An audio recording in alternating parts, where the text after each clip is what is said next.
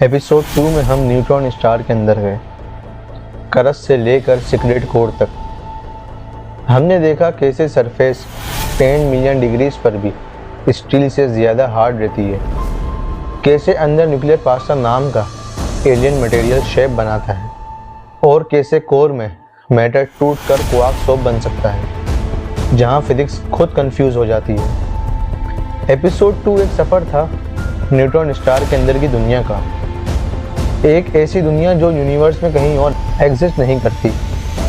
आज एपिसोड 3 में हम उस जगह जा रहे हैं जहां एक न्यूट्रॉन स्टार अकेला नहीं होता, जहां दो मॉन्स्टर डांस में बन जाते हैं, जहां ग्रेविटी एक सिम्फनी बन जाती है और जहां आखिरी पल में जिसने हमारी गैलेक्सी में गोल्ड, प्लेटिनियम और सबसे हेवी एलिमेंट्स पैदा किए। आज हम जा रहे हैं बाइनरी न्यूट्रॉन स्टार्स की तरफ। अस्सलाम वालेकुम, मेरा नाम वजाहत शेख है और आप देख रहे हैं डीप यूनिवर्स। अगर न्यूट्रॉन स्टार की ये सीरीज़ आपको पसंद आ रही है और कुछ नया जानने को मिल रहा हो तो वीडियो को लाइक करो और डीप यूनिवर्स को सब्सक्राइब करो। बाइनरी न्यूट्रॉन स्टार्स, जब दो डेड स्टार्स टकराते हैं। सोचो तुम स्पेस के डार्क वैक्यूम में तैर रहे हो, दूर आसमान में दो छोटे लेकिन एक्सट्रीम चमकते डॉट्स दिख रहे हैं, 20 किलोमीटर के, लेकिन दोनों के अंदर पूरे सन का वजन। दोनों रोटेट कर रहे हैं, मैग्नेटिक फील्ड्स क्रैकलिंग और एक इनविजिबल लीश ने दोनों को एक डेडली सर्कल में बांधा हुआ है।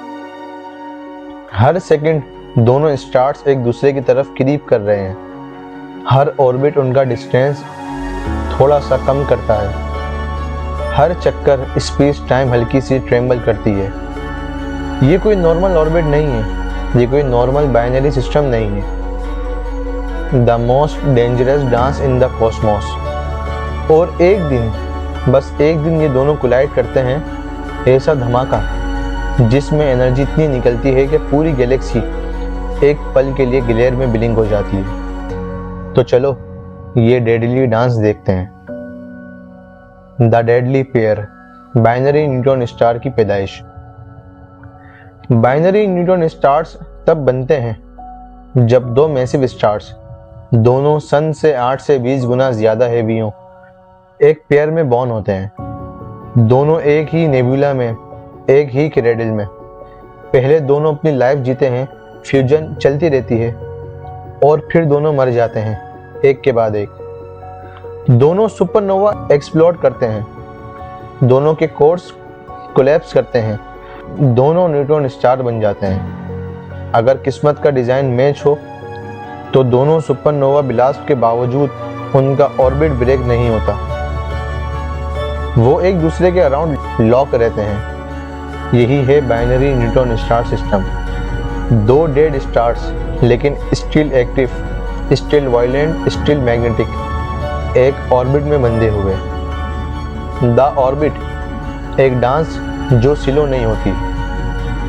बाइनरी न्यूट्रॉन स्टार्स एक दूसरे के अराउंड बहुत फास्ट ऑर्बिट करते हैं। कुछ सिस्टम में ये दोनों एक सेकंड में एक ऑर्बिट कंप्लीट कर लेते हैं। ये मैडनेस है। दोनों एक दूसरे की ग्रेविटी में टाइड हैं। दोनों का मास सन जितना है, लेकिन दोनों का साइज सिर्फ 20 किलोमीटर। इसका मतलब ग्रेविटी पागल, टाइम डायलेशन पागल, मैग्नेटिक इंट्रैक्शन पागल।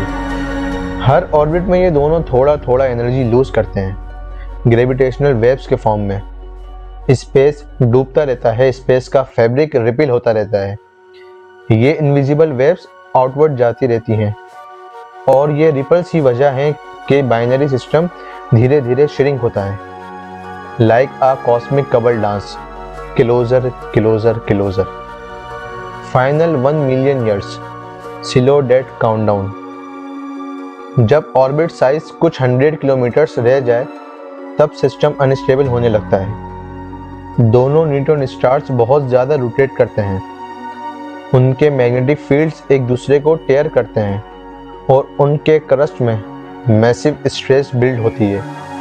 कभी कभी एक स्टार का क्रस्ट क्रैक करता है, एक मैग्नेटार स्टाइल फ्लेयर स्पेस में फट जाता है। ये डांस अब डेंजर जोन में है। द लास्ट 10 सेकेंड्स यूनिवर्स की सांस रुक जाती है। ये वो मोमेंट है जहां साइंटिस्ट बोलते हैं कि अब कुछ भी हो सकता है। डिस्टेंस अब सिर्फ 30 से 50 किलोमीटर, बस 2 छोटे सिटीज जितना फासला। मैग्नेटिक फील्ड्स एक दूसरे को पेनिट्रेट कर रहे हैं। ग्रेविटेशनल पुल क्रेजी हो चुकी है। जब ये दोनों एक दूसरे के पास आते हैं, स्पेस टाइम लिटरली फोल्ड होने लगती है। लास्ट 1 सेकेंड में दोनों स्टार की rotation speed thousands of rotation पर सेकेंड तक पहुंच सकती है। हर रोटेशन में न्यूक्लियर मैटर की लेयर टेयर हो जाते हैं। क्रस्ट क्रैक क्रैक क्रैक और फिर होता है collision. Collision the most violent event in the universe. और फिर एक पल में दोनों न्यूट्रॉन स्टार्स एक दूसरे से टकरा जाते हैं। इस कॉलिजन में temperature 100 billion degrees, energy supernova से ज्यादा, गामा रे बर्स्ट जनरेट होता है। मैटर कोर के अंदर का strange matter, nuclear pasta, quark soap सब बाहर एक्सप्लोड हो जाता है। और सबसे बड़ी शॉक की बात, ये कॉलिजन एक छोटा एटॉमिक एक्सप्लोजन नहीं है, ये स्पेस टाइम डेटोनेशन है। ग्रेविटेशनल वेव्स गैलेक्सी में प्रोपोगेट होती हैं, रेडिएशन स्प्रेड होती है, मैग्नेटिक फील्ड ट्विस्ट हो जाते हैं और जो चीज़ सबसे इम्पोर्टेंट है, गोल्ड, प्लेटिनियम, हेवी एलिमेंट्स।